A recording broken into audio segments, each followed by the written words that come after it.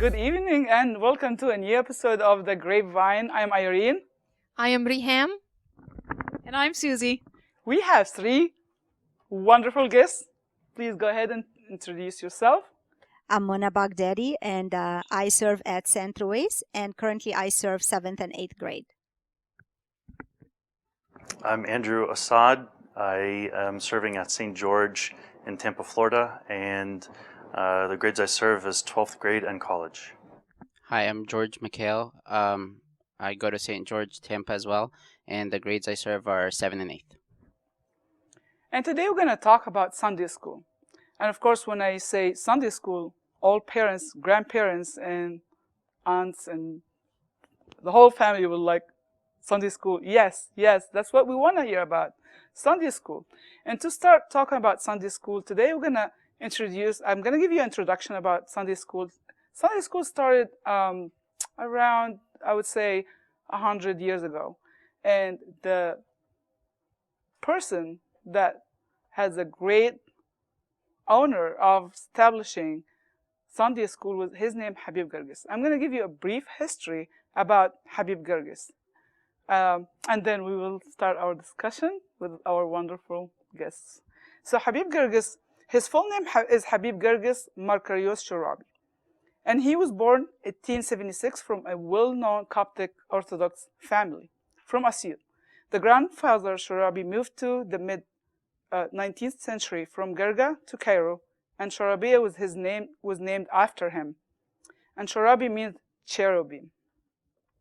He graduated from high school in 1892 and then became a student at the seminary, which was established in 1893, where he was a student and a teacher at the same time. Habib Guirguis is the founder of the Coptic Orthodox Sunday School movement and the dean of the Coptic Orthodox Seminary in Cairo. Habib Guirguis faced so many challenges and obstacles through his career. His vision to reform embraced the entire Coptic community, although for the most of his career, he was a dean of a seminary focused on training priests, preachers, and cantors. He advocated free education for all, including the poor and illiterate. Habib Guirguis was a tireless advocate of religion education for children and youth. Through the Sunday school movement that he founded, he inspired to teach the fundamental truth of their faith and instruct them in the history, doctrines, and rites of the Coptic Orthodox and the lives of its owners. He sought to train them to sanctify Sunday, to worship regularly, partake of Holy Communion, and lead a Christian life. Guirguis cared for their spiritual and physical health and intended for Sunday school to prepare them to become useful for their church and nation. Habib Guirguis spoke strongly and openly against foreign mission, whether Catholic or Protestant, particularly in his book, The Orthodox Rock, in the year of 1948. On June 20th, 2013, the Holy Synod of the Coptic Orthodox Church canonized Archdeacon Habib Guirguis as a saint of the church, and that was during the time of His Holiness Pope Shenouda III. So we owe Habib Guirguis Sunday school. Without Habib Guirguis, we won't have Sunday school now. So he is the main person or the founder of the Sunday school. So to start with our discussion about Sunday school, I would like to ask about how a servant would divide the kids two groups, because I can't put everybody in one class, right? So based on what that is, we divide our groups in Sunday school. Definitely the time of Sunday school age groups has changed. Back in the day, I remember I was in a group that's just comprised of maybe 5th grade to all the way 8th grade. And what you would be teaching the kids in 5th grade is not what you would be teaching them in 8th grade. Now I think it's very important to understand the social issues that are going on in the country that we're in, and to divide accordingly. Now we find that subjects that we weren't discussing later on until later on in high school are subjects that are being discussed now in maybe 5th grade. And so we need to, I believe, divide accordingly to maturity and to social issues that are facing the kids these days. I wanted to comment on what you said about Habib Guirguis. I mean, it's amazing if he can, and hopefully he can see us, if he's seeing how his movement spread throughout all the countries and how the Coptic churches are growing. I mean, with the Sunday school servants from, preschool all the way up to the youth groups, I think he'd be amazed at how God worked through him. In light of what you were saying, I do agree. I feel like what we were learning in our youth when I was young is completely, we did touch on some social topics, not so much, but definitely nowadays, especially with how the world is, they definitely, the topics that we do discuss with either high school or middle school or elementary are more, we are leaning towards a lot of social topics, and we are noticing that the social topics we would discuss with the high school, we are now starting at a younger age. And how do you think that approach is working? I mean, are they responding well to it, or do they feel like it's over their heads? I feel that at such a young age, it's now starting to be important that you show them these things, because if you don't tell them from our church's perspective, they're going to go out there in the world and learn, that, oh, this is okay to be, even though that, with our teachings, this is not okay. So I feel like these social topics, yes, they are starting to be addressed, and kids are starting to learn about them at a younger age. And as a church, as a Sunday school, it is very important that we get ahead of it and address it there. So I do agree with George and Andrew. It is very important that we be proactive in the church and address these topics. Otherwise, they will go and ask their friends and listen to the school's opinion versus really listening to the opinion of the church.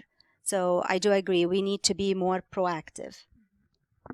So when we come to all our groups, we have now different groups, different age in each group. Now, we would like to know what interests each group. What interests kindergarten child is not gonna the same like be a high school, and or middle school, or even a pre-servant. So, what do you think, Riham? Well, I wanted to ask first the guests. Did you guys? I know you mentioned in the beginning what grades do you serve?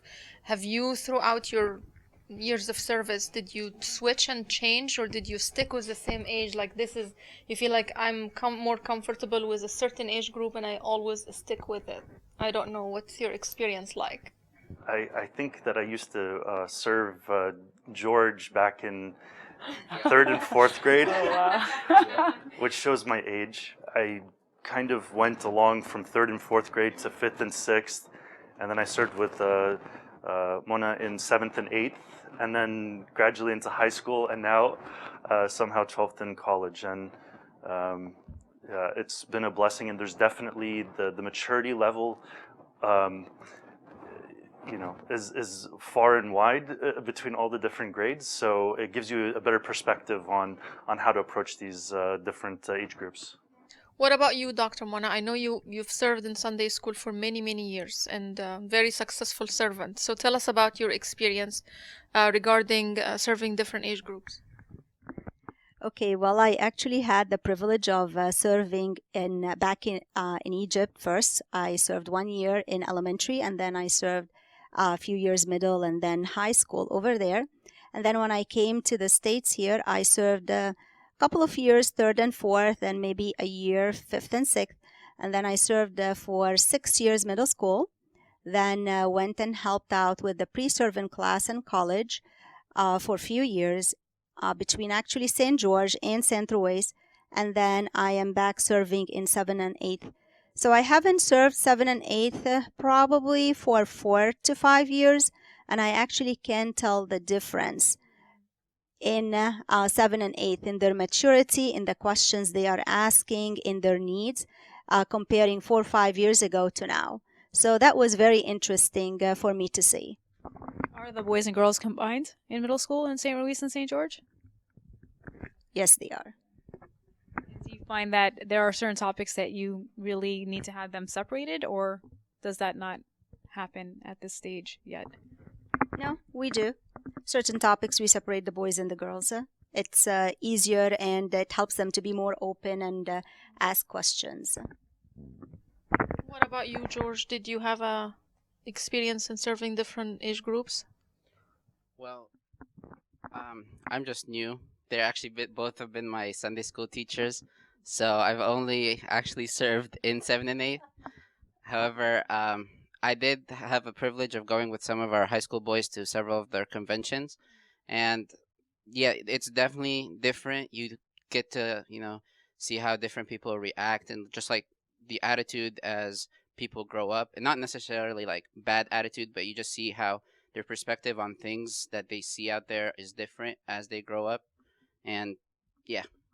So the question is really for anybody. Do you think that there is like a specific plan behind dividing up the curriculum over the course of the years? Like, do you focus on certain topics or aspects in elementary versus middle school versus high school, or do you get bits and pieces of each? Like, how is it divided? Like, can you give us like a broad overview?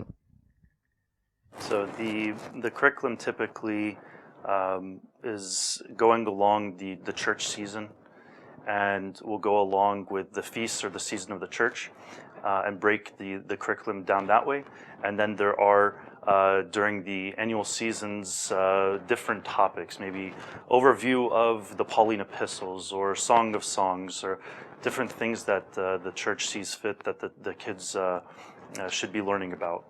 So if it's divided by season, then it repeats every year? If you're going by the Southern Diocese curriculum, they are divided by every single year. So if you're teaching in the middle school, they have a 7th, 8th, and 9th. So you can change it to the next grade each year, and you'll have like 3 years before you recycle.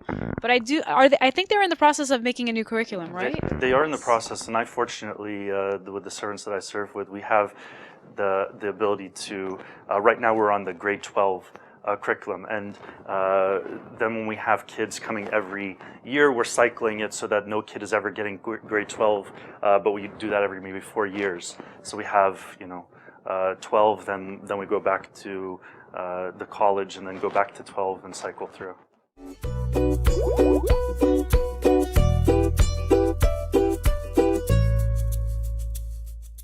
Let me dive into the main topic that we really want to focus on and want to learn about and really take home from this episode. In your opinion, honestly, do you really think that the kids benefit from Sunday school? Do you think they participate as much as you would like them to? Do you think they like it and enjoy it as much as you would like them to? And I would like every one of you to answer that question, because it's such an important one. So I do believe they benefit, and they do participate. Does every youth in the class participate? No. I'm going to talk about 7 and 8 that I currently serve. Some topics will be very attractive to them, and they will be very engaged and asking questions. It also depends on the servant, how they are presenting the topic to the youth. And I think for the most part, most of the servants are doing a fantastic job and are able to engage the kids, and the kids are doing very well. Is it 100%? No. Can it get better? Absolutely. Topics that interest them are topics that they face in school, questions they are asked. They want to know how to answer this question, how to deal with certain social topics. These topics definitely attract them. Also, I notice if the servant is really talking out of their heart, it really touches them. And yes. and they will comment, oh, that is really a wonderful discussion and very important for us. Also, the practical application. If we're standing there and just going over the story of a saint without learning something and coming up with a conclusion, and this is what we are going to apply to our life, it doesn't stick. But if you give them a practical application, they do it, and they will come back and remind you, hey, are we going to do this? Are we going to do this service? If we agree that we're going to be praying for each other, we come and remind them, did we pray? So things like that really engage them. My opinion about the curriculum, that I believe that curriculum was a very good curriculum for maybe the time that I was going through Sunday school as a Sunday school kid. I think, and thank God that there's going to be changes to it. It's about time. every so often there needs to be some updates and refreshers. And I think what I see with the 12th grade in college, they're questioning everything. Probably into the apologetics more than... Yes, and so there's a lot of questions. They say, you know, I asked one time, what topics would you like for us to discuss? And I got a list of 40 different topics. Science, evolution, anything that you can think of, really, they want to know about. And it's not wanting to know because they want to fight. They want to know because they are being told something and they don't know how to respond. Because back in the day, the response used to be, well, Abuna told me so, right? And now, unfortunately, they'll be mocked with that kind of answer. They yeah. can't say my priest said so, and then somebody will say, well, this is what it says here, and this is what it says there, and they get confused. And so, just as Mona says, that there needs to be preparation from the servant, whatever the topic is, and preparing it, because if you just wing it, you go into it, obviously the kids will know, and it won't be blessed. But even with the preparation, even if it's a topic they may not be so appreciative of, it'll stick when the servant prepares. And I think that it's important that the servant also understands that there's different ways to learn. I'm a very visual learner. I want to see, I want to be able to look at something. And so some learn by hearing, some by seeing, some by being interactive and touching and getting involved. And so I think those are important things, that it's not a very linear type of lesson. It needs to be engaging for the different types of learning styles. And I totally agree with you, Andrew, because the society has changed. It's not like back then, and it's not like definitely back home. So we need to modify the curriculum where it helps our kids. It did the purpose of what we need it for. You know, Irina, I agree with you. Even back home, things have changed. Because when I get in touch with friends who serve there, even back home, things have changed. And what the youth face there is different than what we faced when we were growing up. So definitely, Sunday school curriculum is very healthy to revisit and make sure that we are addressing what our youth are facing in society nowadays. And I know Pope Tewodros is working on this. He had done a survey for servants to about Sunday school, and the feedback was really helpful, and the point that it needs to be changed. It's a really good point. Does anybody know how old the curriculum that is currently? It's like 10 years. I know it could be more. I'm not Can't sure. be from Habib Guirguis days. No. Hopefully not. Hopefully not. I mean, the curriculum touches on social topics, because if you look at the 10th grade curriculum, it has abortion, it has, there might be, I think either 11th or 12th has evolution or something. There are social topics, but you definitely can't get all the information from the curriculum. So it's really important that I'm assuming, as you servants do, that when you are doing the presentation or you're preparing for it, you're using the curriculum, but you're also, I'm assuming, looking at the other Coptic sources, which is amazing out there. There's a lot. So yeah, but they do not need to update it, because I know we've been working off of it for a long time. It might be more than 10 years, but I'm not sure. So I agree that there are social topics. I think it's just the time that we move the social topics down.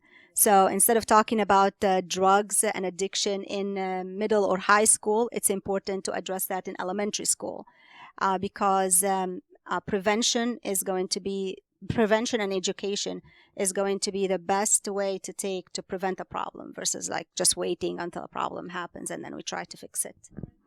For all what our kids exposed to now, it's too much. We have to start with prevention because it gets to as young as, you know, little ones. No, even younger than that. They're exposed to way too much from the media, from school, from here and there. So we have to work on how to prevent it, as you said, Susie, prevention and mana. It's better than deal with it after it happens. And I kind of feel that this is the issue we run into when we try to divide, the classes by age, because like Andrew was saying, what 8th graders might be going through, 5th graders have no idea about. So they're just going to be sitting there very uninterested, and they might hinder the others from even learning anything. So it's kind of like a balance, and it's just hard to get. And I'm not advocating for removal of the curriculum or the spiritual topics, because even with the spiritual topics, there's a way, and any sometimes you look at the curriculum, the lesson, and you think to yourself, well, what's not in 12th grade or college do they want to know about application. They want to just question everything. So for that grade, they don't necessarily care about the application. They just want to know the knowledge behind it. So even with the overview of the Pauline epistles and talking about the Pauline epistles, and that was one of the curriculum for in the past few months, and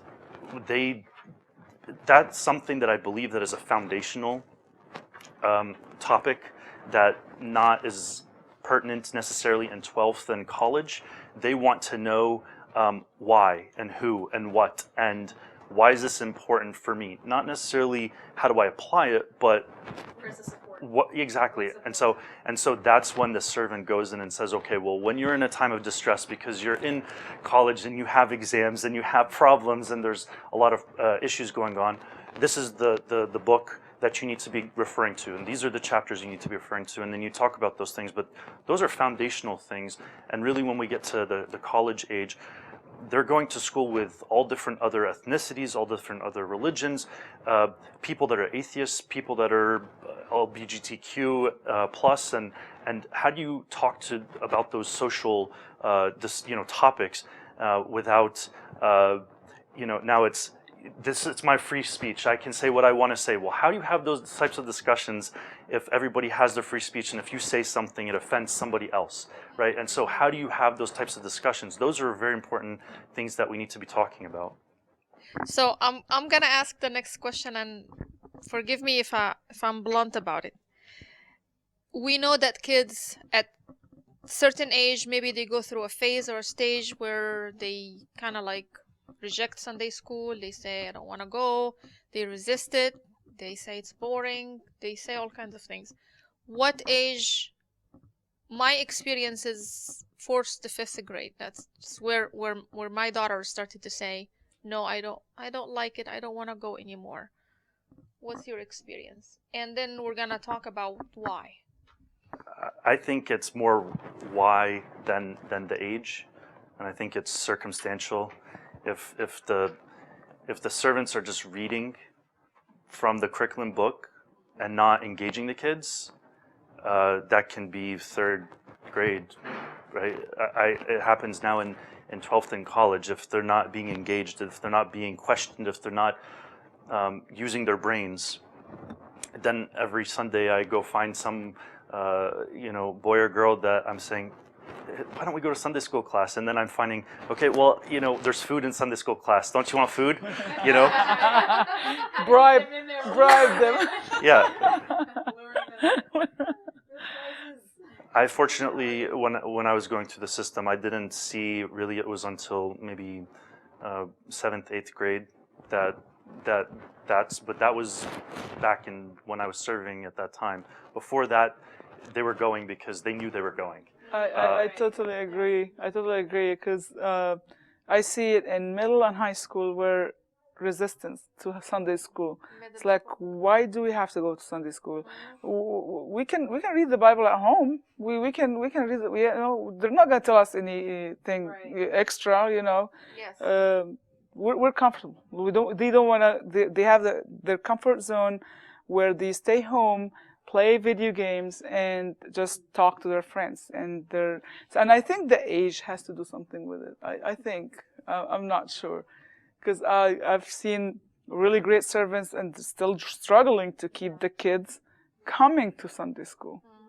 So then I'm going to add to that then. Do you think, not just because it's circumstantial between different ages, do we put, not the blame, I don't want to say blame, but do we need the parents to be more like forceful to make them go? Because in the end, if they're not going, it's because they're not getting the push from their parents, or do you think with the parents pushing them that's not good either? Exactly. Sometimes, like as a parent, sometimes I don't know what to do. Should I push more or should I not push? I don't want to create a problem more than it is. And sometimes, to be honest, she gives me valid reasons why she doesn't want to go.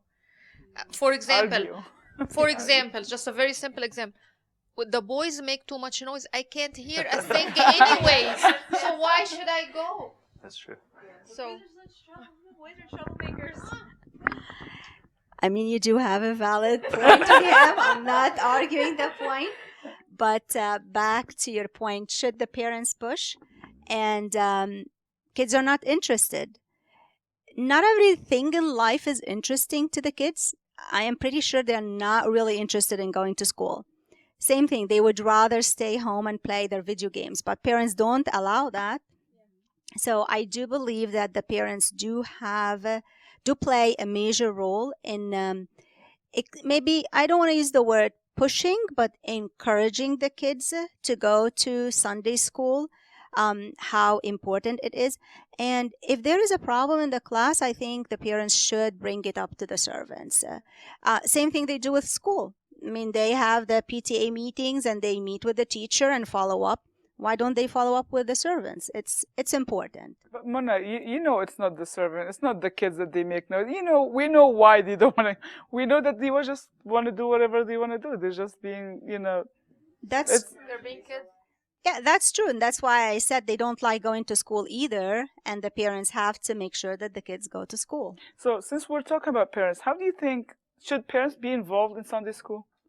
Like you mean on a regular basis, like they participate in the class? What's the role? Like, should they be part of it, or should stay away? How they can help their kids for Sunday school? Like as a Sunday school servant, what do you think would help you serve the kids better? If the parents are more involved or less involved? No, the parents have to be absolutely involved.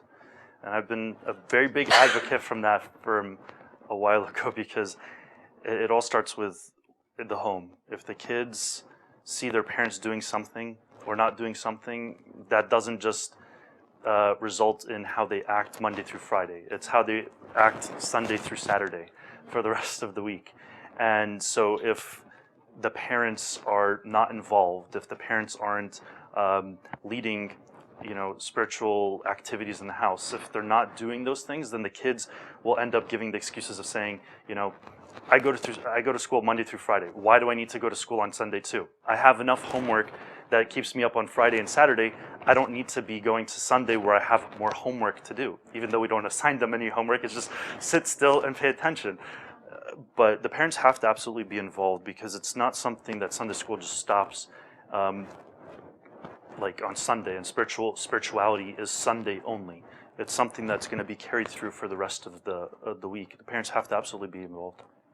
Thank you for being with us, and we have to retouch again with Sunday school topic next week. And we thank you, Andrew.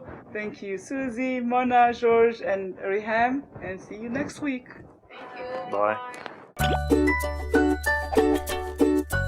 Bye.